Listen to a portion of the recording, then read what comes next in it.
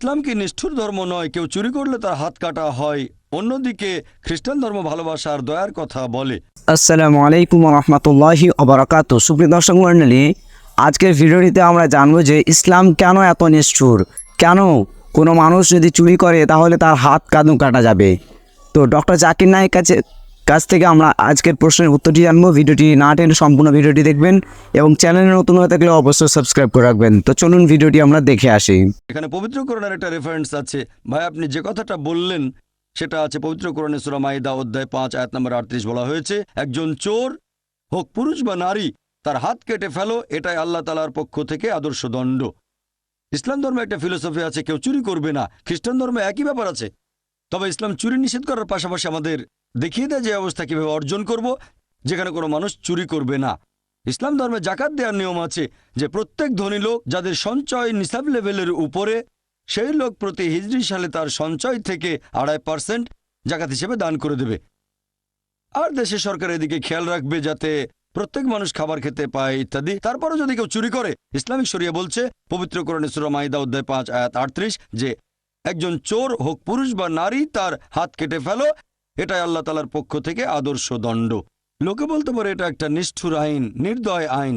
আমি আপনাদের একটা প্রশ্ন করি যে বর্তমানে আমেরিকা পৃথিবীর মধ্যে সবচেয়ে উন্নত দেশগুলোর একটা। দুর্ভাগ্যের কথা, এখানে অপরাধের মাত্রাটাও অনেক বেশি। যদি আমেরিকা ইসলামিক শরিয়া প্রয়োগ করেন যে প্রত্যেক ধনী লোক তারা জাকাত দেবে, উদ্বৃত্ত সম্পদ থেকে 2.5% দান করে দেবে, আর সরকার দেশের সবার দায়িত্ব নেবে, তারপরে যদি কেউ চুরি করে তাহলে শাস্তি হিসেবে তার হাত কেটে ফেলা হবে। এবার আপনাদের একটা প্রশ্ন করি, এর পরেও কি অপরাধের মাত্রা বেড়ে যাবে? আগের মতোই থাকবে নাকি আমেরিকায় অপরাধ কমে যাবে? কি হবে? অপরাধ কমে যাবে। এটাই প্র্যাকটিক্যাল আইন, আপনারা শরিয়া প্রয়োগ করেন। আপনি বললেন খ্রিস্টান ধর্ম দয়ার কথা বলে। হ্যাঁ, এখানে বলা হয়েছে ঈশ্বর দয়াময়। এমনকি কোরআনেও প্রত্যেক সূরার প্রথমে বলা হয়েছে বিসমিল্লাহির রহমানির রহিম, দয়াময় পরম দয়ালু আল্লাহর নামে শুরু করছি। বাইবেলের শাস্তি হিসেবে হাত কেটে ফেলার কথা বলা হয়েছে, আপনারা হয়তো জানেন না।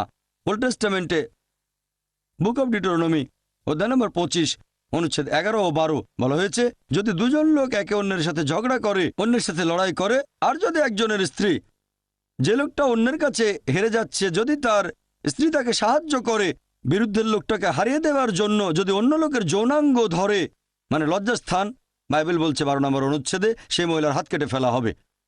সেখানে চোখ দিয়েও কোনো দয়া দেখিও না। তাহলে বাইবেলও হাত কেটে ফেলার কথা আছে। দুই লোকের ঝগড়ার সময়ে একজনের স্ত্রী যদি তাকে সাহায্য করে, বাইবেল সেই স্ত্রীর হাত কেটে ফেলতে বলছে, ডিউটেরোনমি অধ্যায় নম্বর 25 অনুচ্ছেদ 11 ও 12।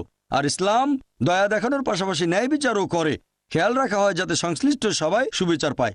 যে লোক একটা অপরাধ করেছে সেজন্য শাস্তি পেলে কাজটা আর কখনো করবে না, আর যার উপরে অপরাধ করা হয়েছে আল্লাহ খেয়াল রেখেছেন সেজন্য সুবিচার পায়। আশা করছি আপনারা পুরো ভিডিও দেখে বুঝতে পেরেছেন যে ইসলামে কেন চুরি করলে হাত কাটার নির্দেশ দিয়েছে। ভিডিওটি ভালো লাগলে অবশ্যই লাইক কমেন্ট শেয়ার করবেন এবং চ্যানেলটিকে সাবস্ক্রাইব করে রাখবেন। আসসালামু আলাইকুম ওয়া রাহমাতুল্লাহি ওয়া বারাকাতুহু।